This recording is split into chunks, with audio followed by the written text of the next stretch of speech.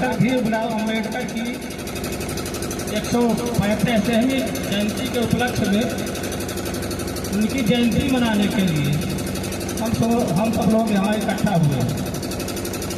इन जो 4 महापुरुषों की, इन्होंने देश के नागरिकों के लिए, खासकर उन नागरिकों के लिए जो शोषित, गरीब और प्रताड़ित थे, उनके लिए रास्ता सुलभ कराया। उनके लिए रास्ता सुलभ कराया, जिसकी वजह से आज हम सब लोग मंच पर खड़े हुए। बहुत सारे वक्ताओं ने बहुत अच्छी अच्छी बातें बताई। हमारा मानना तो ये है कि उस समय जो बाबा साहब के साथ हुआ, फूल हमेशा कांटों में ही फूल खिलता है। अगर बाबा साहब के सामने परेशानियां न आती, उनको प्रताड़ित न किया जाता, अपमानित न किया जाता, उनके दिमाग का पर्दा न खुलता और वो भी उस समय गुलाब बनकर रह जाता।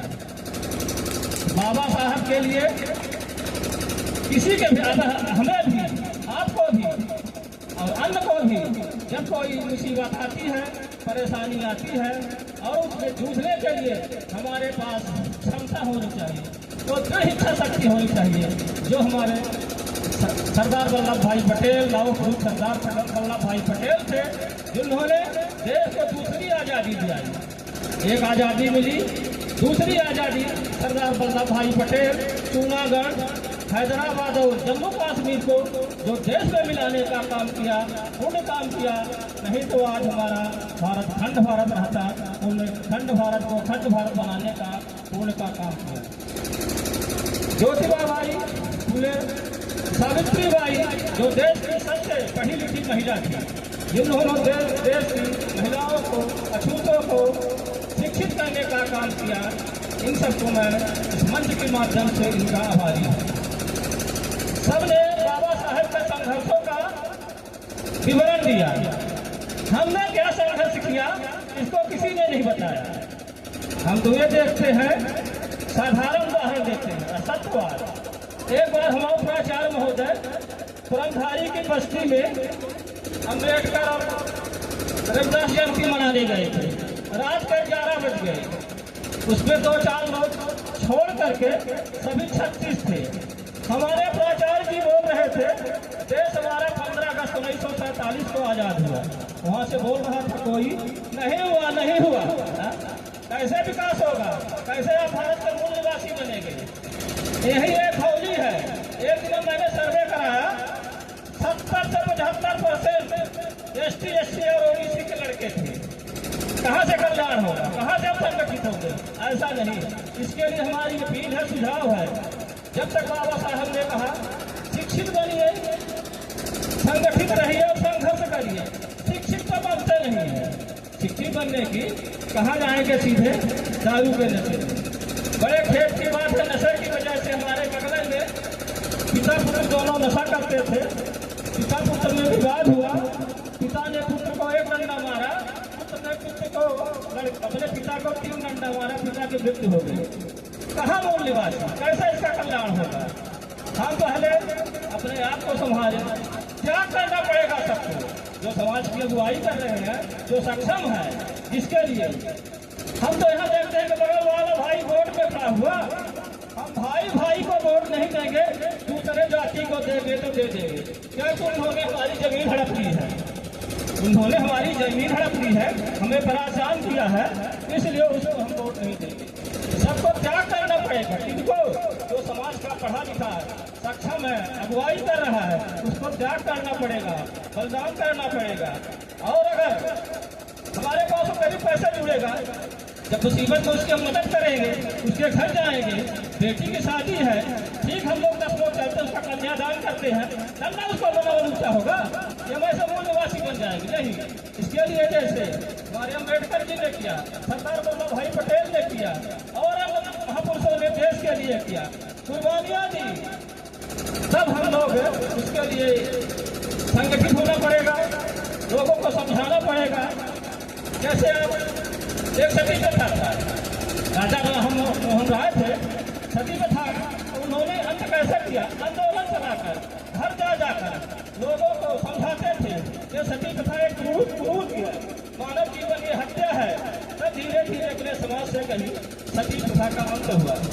इसलिए हमारा जो SC है, OBC है, बहुत दलित और पिछड़े पर क्यों जा रहा है।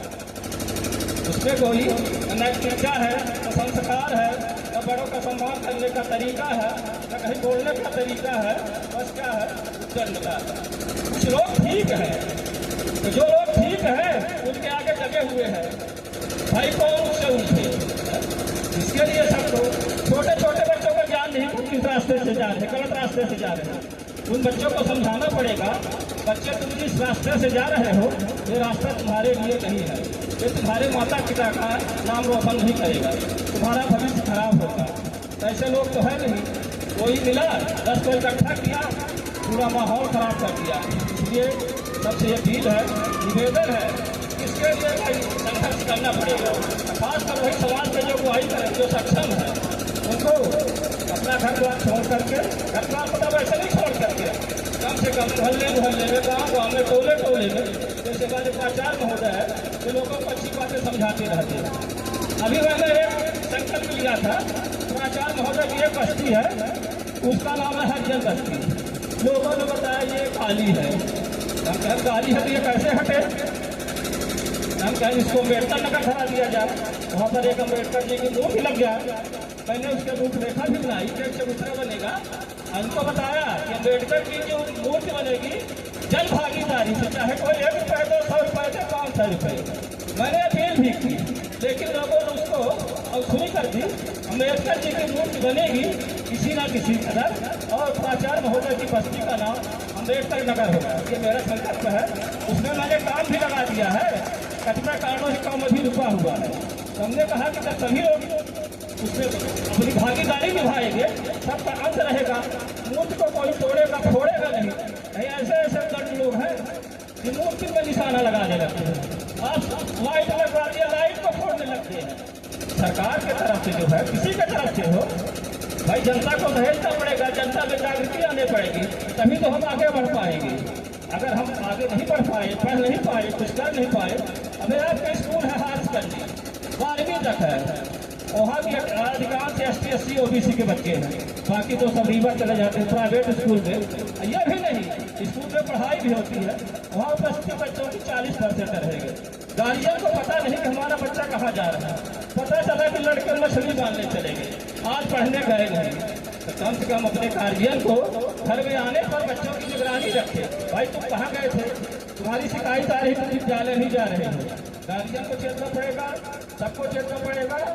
और आप सभी ने मिल करके जो अम्बेडकर जयंती का कार्यक्रम हमारे दुआरी गांव में किया, आप सभी वंदनीय है, प्रार्थनीय है, धन्यवाद के पात्र है। सबको मैं अपने ग्राम पंचायत दुआरी में चंदन वंदन और अभिनंदन करता हूँ। अगर कोई कट बात निकली है उसके लिए मैं क्षमा प्रार्थी हूँ। बहुत बहुत धन्यवाद सर। हमने कार्यक्रम की अध्यक्षता कर रही जनता सदस्य माननीय रूबी नीलेश पटेल से आग्रह करूँगा कि वो आए।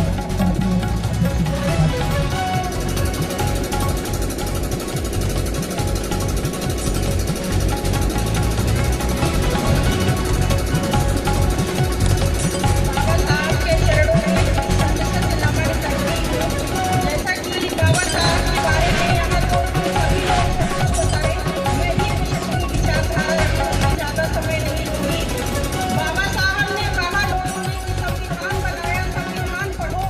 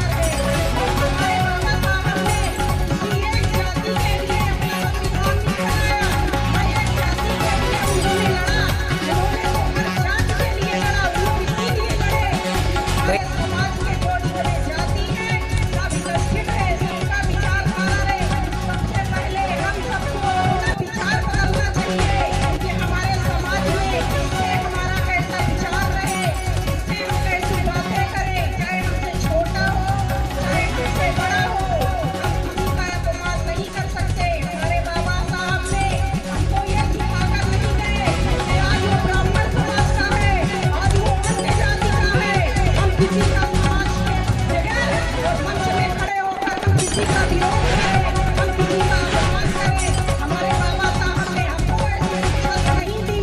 और आज से 100 साल पहले क्या होता था? अरे आज से 100 साल पहले तो उस बात को हम दोहराएंगे। 2 वक्त की रोटी हमको खाने के लिए नहीं मिलती थी, तो क्या वो आदमी नहीं थे?